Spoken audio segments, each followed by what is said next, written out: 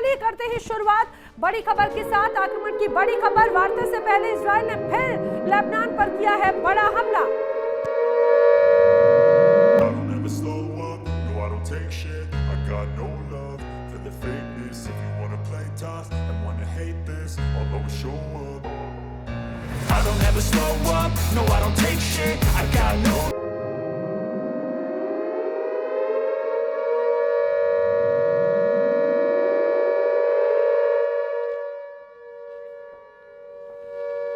तो इस समय की बड़ी खबर जान लीजिए।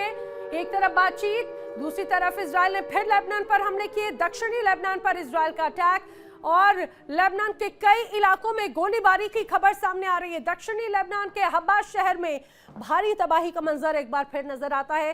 तस्वीरें गवाही दे रही हैं किस रूप में एक बार फिर से बड़े हमले जारी हैं और यही वजह है कि सीज फायर पर सस्पेंस है, बातचीत पर सस्पेंस है।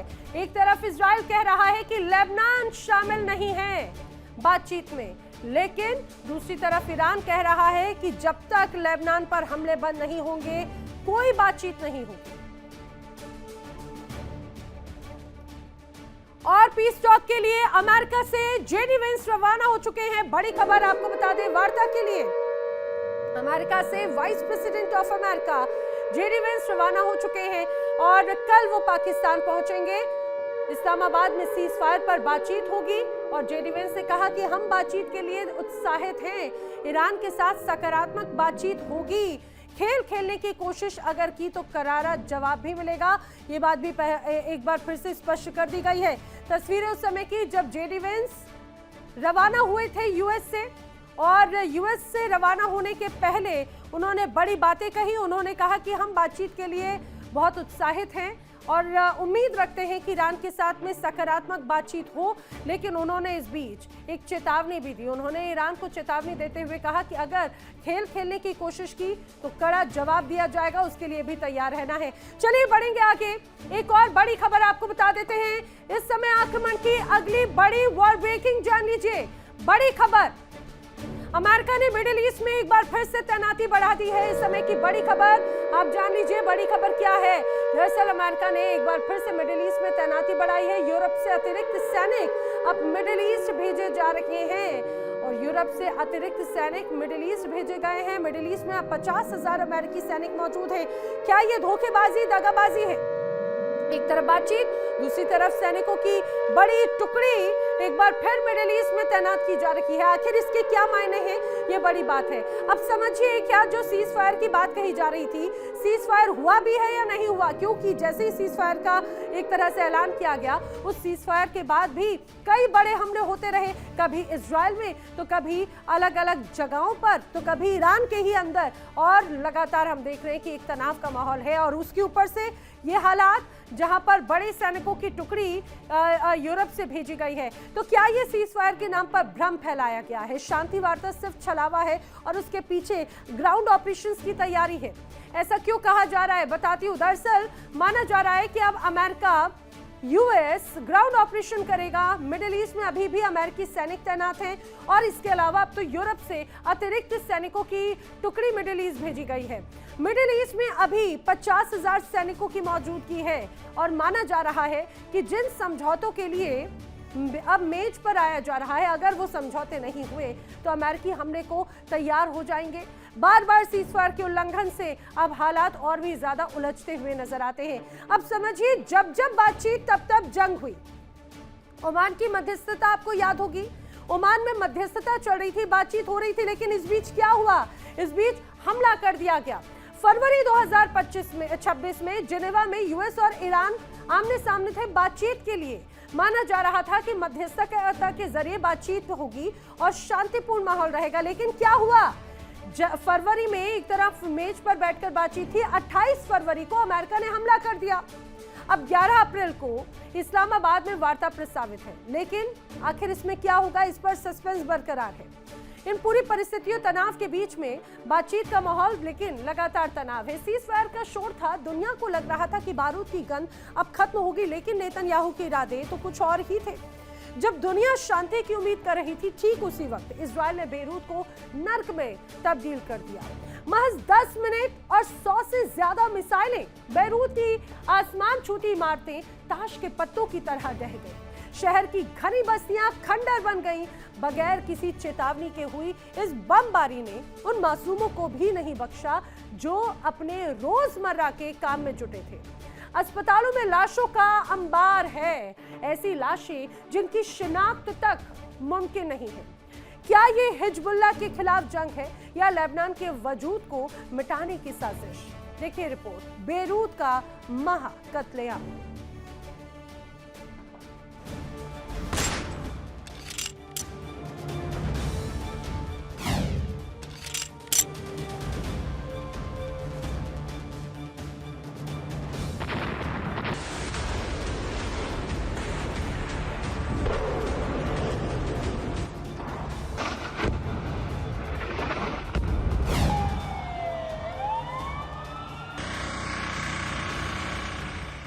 बेरूत की घड़ी में कल दोपहर के वक्त मौत का अलार्म बजा। अभी लोग सीज फायर की खबरों पर राहत की सांस ले ही रहे थे कि आसमान से इजरायली मौत बरसने लगी। इजराइल के लड़ाकू विमानों ने महज 10 मिनट के भीतर 100 से ज्यादा मिसाइलें दाग दी। ये हमला इतना भीषण था कि बेरूत का भूगोल बदल गया। जहां आलीशान इमारतें थी, वहां अब सिर्फ मलबे और पत्थरों का ढेर है। नेतन्याहू की हठधर्मी ने ये साफ कर दिया कि वो सीज फायर से पहले लेबनान को उस मोड़ पर ले जाना चाहते हैं जहां से वापसी मुमकिन नहीं हो। रिहायशी इलाकों को इसी तरह निशाना बनाया गया जैसे वहां दुश्मन की फौज खड़ी हो, जबकि वहां रहने वाले थे निहत्थे नागरिक, मासूम बच्चे और अपने घरों में कैद महिलाएं। इन तस्वीरों को देखना कलेजा फाड़ देने जैसा है। अस्पतालों के गलियारों में ऐसी चीखें सुनाई दे रही हैं जो सदियों तक लेबनान के आसमान में गूंजेगी। धमाकों की भयावहता ऐसी थी कि लाशों की पहचान करना नामुमकिन हो गया। कहीं हाथ बिखरे हैं, कहीं जिस्म के अंग। डॉक्टर और नर्स खुद बेबस हैं।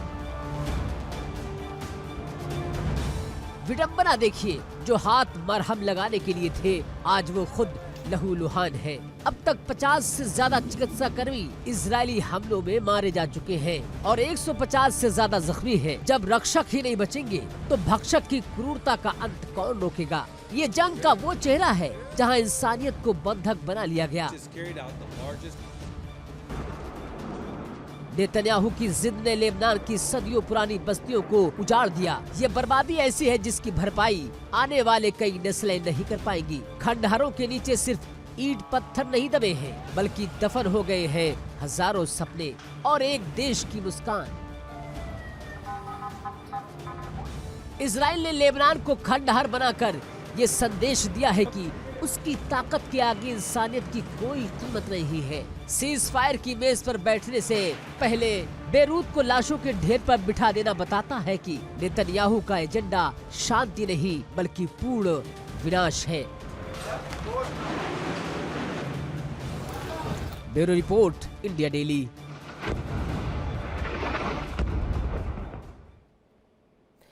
और देखिए, एक तरफ बातचीत की बात है तो दूसरी तरफ हमले लगातार जारी है। ये सीज फायर है या फिर धोखा? एक्सपर्ट्स की क्या राय है जानने की कोशिश करेंगे। मेरे साथ में दो खास मेहमान कनेक्ट हो रहे हैं, एक इंडिया से और एक पाकिस्तान से। रक्षा विशेषज्ञ मेरे साथ में कनेक्ट हो रहे हैं, ग्रुप कैप्टन आशीष सहाय, और पाकिस्तान से रिटायर्ड मेजर शेख नदीम मेरे साथ में मौजूद हैं। आप दोनों का बहुत स्वागत है इस पूरी चर्चा में।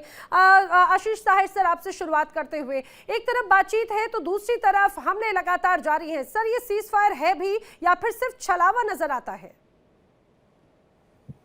देखिए नैना, इजराइल की एक पद्धति है, वो सिविक है या बारबैरिक है, इस पे डिबेट हो सकता है कि कौन किस पॉइंट ऑफ व्यू से देख रहा है, लेकिन उनकी एक पद्धति है। 28 फरवरी को याद रखें, उन्हें जब ये खबर मिली कि उनके प्राइमरी टारगेट्स एक जगह इकट्ठा हैं, तो उन्होंने इसकी परवाह नहीं की कि उस वक्त डिस्कशंस चल रहे थे और उस समय हमला करना वाजिब है या गलत है, वायलेशन है।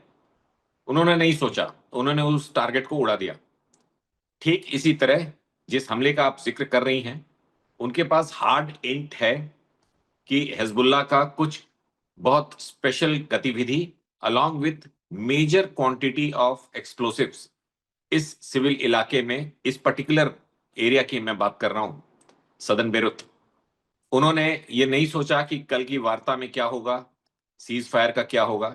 आईडीएफ इंडिपेंडेंटली अपनी एक पद्धति पे काम करती है, सिंगल पॉइंट फोकस होता है, और उन्होंने ये मिसाइलों की बौछार कर दी।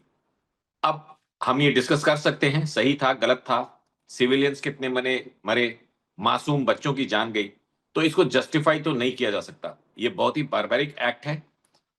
लेकिन at the same time objective analysis में ये देखना पड़ेगा, और इजराइल को ये बताना भी चाहिए कि उनके पास वो हार्ड इंट क्या थी, कब आई, और क्यों उन्होंने बिना वार्निंग के इस तरह का हमला किया। क्या ये ठीक वैसे ही हो सकता है कि जैसे अमेरिकी राष्ट्रपति ने ईरान पे कहा कि इमिनेंट डेंजर था, ईरान हम पे परमाणु हथियार चलाने वाला था। उनको अपनी कांग्रेस को और इस देश दुनिया को बताना पड़ेगा कि वो इंट कहां से आई थी, किस फॉर्म में आई थी, और क्या टाइमलाइंस थी। ठीक उसी तरह इस गतिविधि के लिए जिसका हम अभी जिक्र कर लेकिन रहे हैं। आशीष जी, देखिए इंडिया डेली 24/7 अब आपकी स्मार्ट टीवी पर। इंडिया डेली मौजूद है सभी डिजिटल प्लेटफॉर्म पर लाइव और लगातार। इंडिया डेली 24/7 हर दिन राष्ट्र को समर्पित।